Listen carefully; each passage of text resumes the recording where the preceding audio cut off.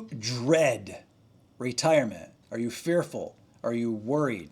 Or are you looking forward to retirement and why?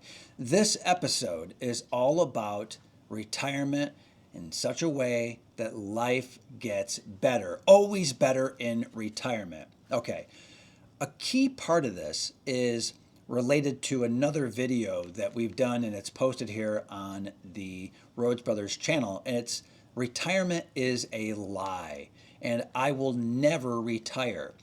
What this all boils down to is you want to have purpose and meaning no matter what. So if you're working now and you retire, you need to retire from work, but retire to something that is aligned to your why. Have purpose, have meaning. That's what this entire episode is about. This is part 3 of 5, all about preparing for retirement and thinking about it. So it's not about stopping work. It's about creating a life of value and fulfillment. How's that sound? Probably pretty good. Right. Okay. So 3 parts here, like the other videos we've done. All right. Number 1, design your day-to-day life. Number 1, design your day-to-day life. What does that really mean? So you're going to be going from work to not work, right? Or working for someone else to life of joy and fulfillment. We hope, right? Less fear, less anxiety, less frustration. What that means is there will be a transition period. Even if it's abrupt and it happens over days and not, months or years, it might happen suddenly, boom, right? You might be taken out back behind the barn, if you know what I'm saying, right? So design your day-to-day life now. The sooner you can plan your day-to-day life, not the big trips, not the wishes, not the grandiose plans, but your day-to-day plans. I can't stress this enough. The day-to-day is where you're going to spend most of your time. So think about the transition from work to your new work, your new why, your new way of fulfilling yourself and providing value to humanity. All right, so transition.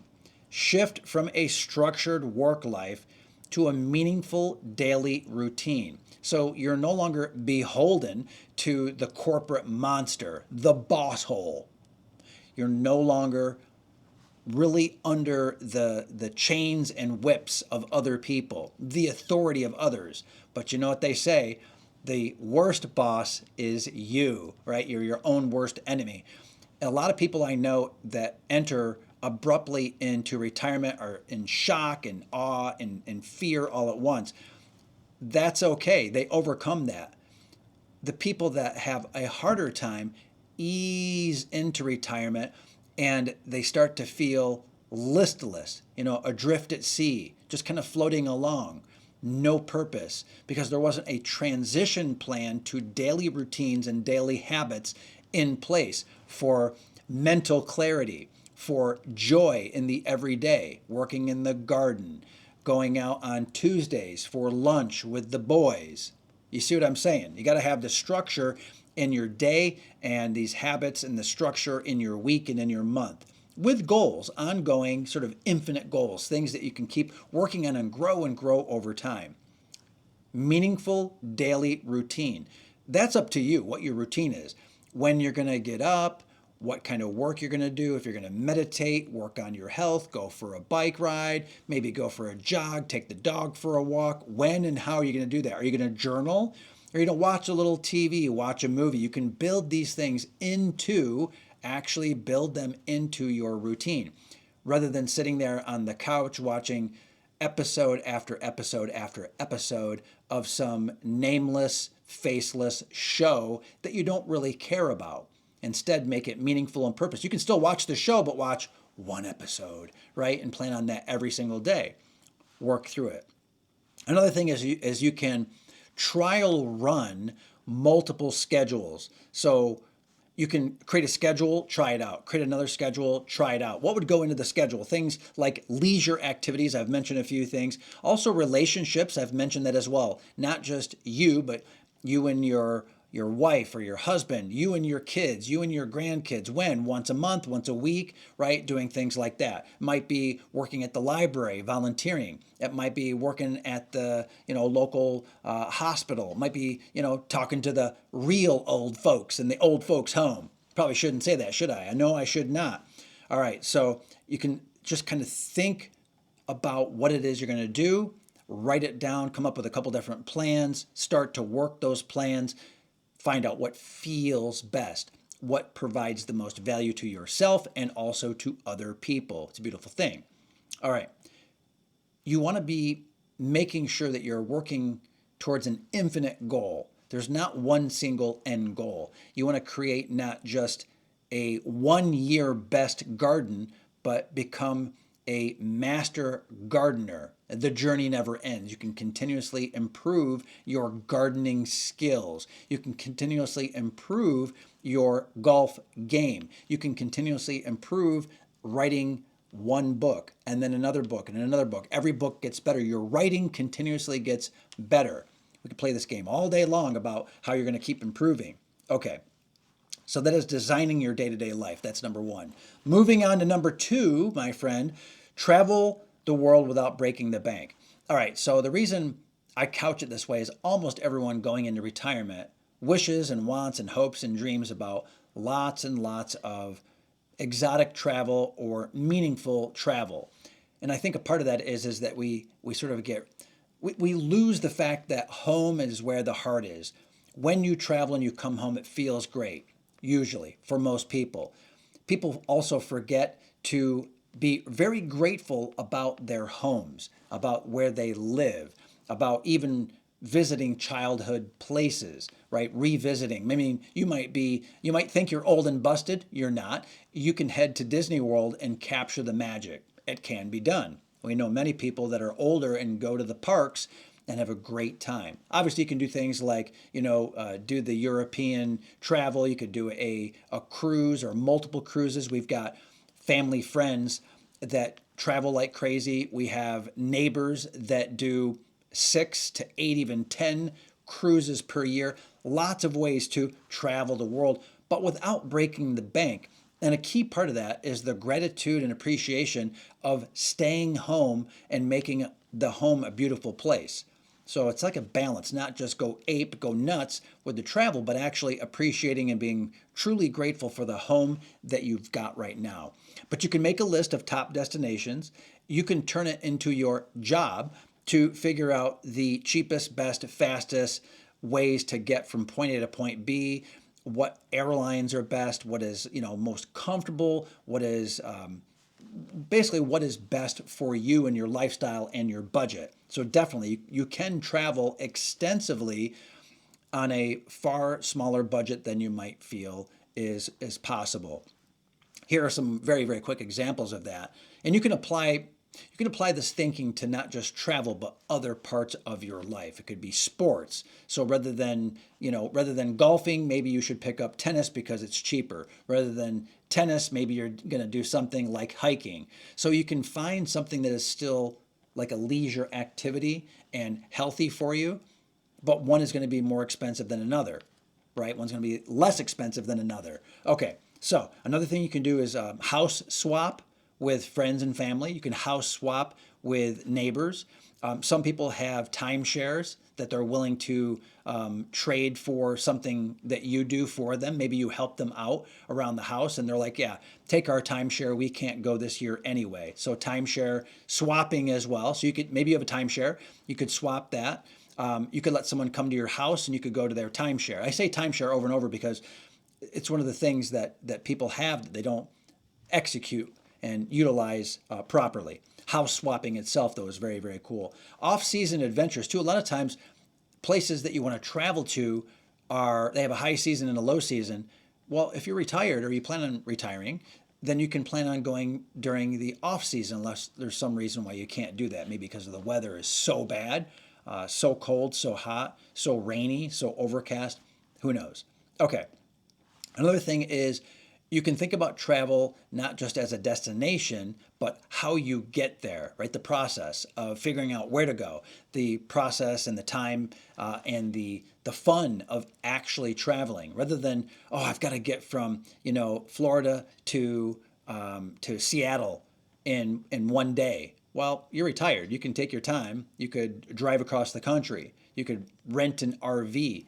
You could drive and stop and drive and stop and make it a 3, 4, 5 day adventure very deliberately in some vehicle, right? So you can do things like that to break it up, stretch it out. Another thing is thinking about your health and wellness and what it means to you when you travel. So finding places to meditate and ground yourself. You might go places where the weather is significantly better, so you can get some vitamin D, baby. Kind of think about that as well with your travel. Now, this applies to, again, everything, not just travel, but travel is so salient to people, that it's worth thinking about. All right, so that's number 2. Travel the world without breaking the bank and without breaking your back, right? Okay, number 3, legacy building. So the idea here is that memento mori.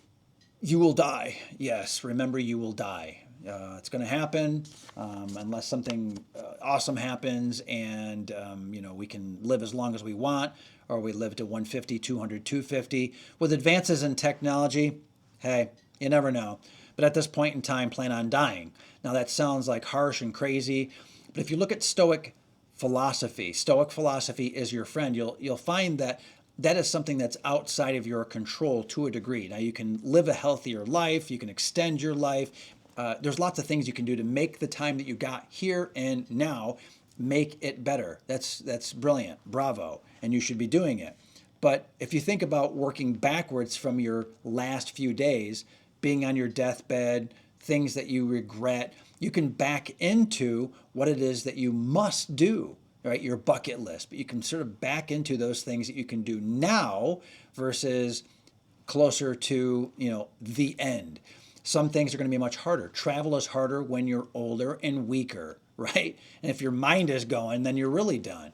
Okay, so keep your mind sharp, keep your body sharp, but it will still decline over time. Therefore, do those things that require the most physical and mental challenge now or early in retirement, and then plan on tapering off. Memento mori, right? You're going to kick off and things are going to get harder and harder over time. They just will. So do what you can to stave that off, to keep the Grim Reaper at bay. But keep in mind as well, your literal energy levels, hormones and whatnot, are going to be the best. And I'm talking about all that stuff. Yes, you know what I'm talking about. Do it earlier in retirement and get as much of it as you can early in retirement, and then find other ways to occupy your body and your mind later on where it's less stress, probably less travel, less movement, because it's going to happen. Plan on it. Just plan on it. Build your plan so that it works in such a way that you're maximizing every right. If it's the fall and winter of your life, plan for fall and winter accordingly. There's nothing wrong with that, right? It's not morbid or sad. It just is. Embrace the here, embrace the now. You can plan for the future here and now. You can do that right now, which is great. Okay, what else? When it comes to legacy and planning, legacy for yourself, yeah. For your family, yeah. Also for the community, yeah. But what that really means is almost always staying close to friends and family. I can't tell you the number of people that I've talked to that have moved for a better job or because of retirement. And then what they find out is that they lost their friends and family. They've got everything else. They've got the lifestyle, they've got the cars, they've got the weather, they have everything, but they don't have the social connections. And that's of critical importance in retirement.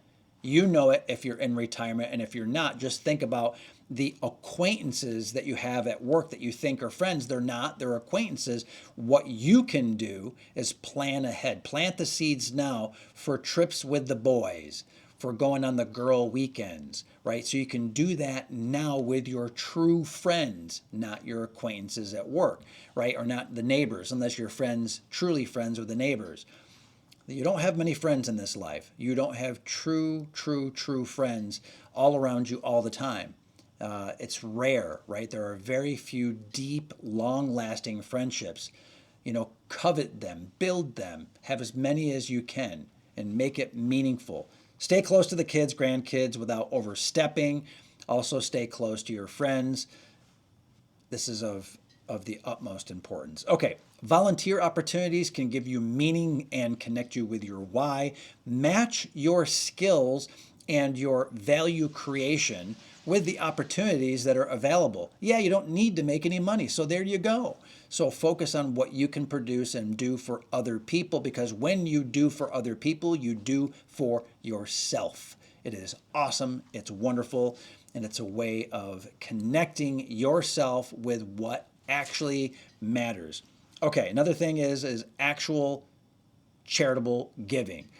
You need to figure out to who or whom you're going to be giving money, and when and why. You can donate in a lot of different ways. It can be your time, it can be your money, obviously.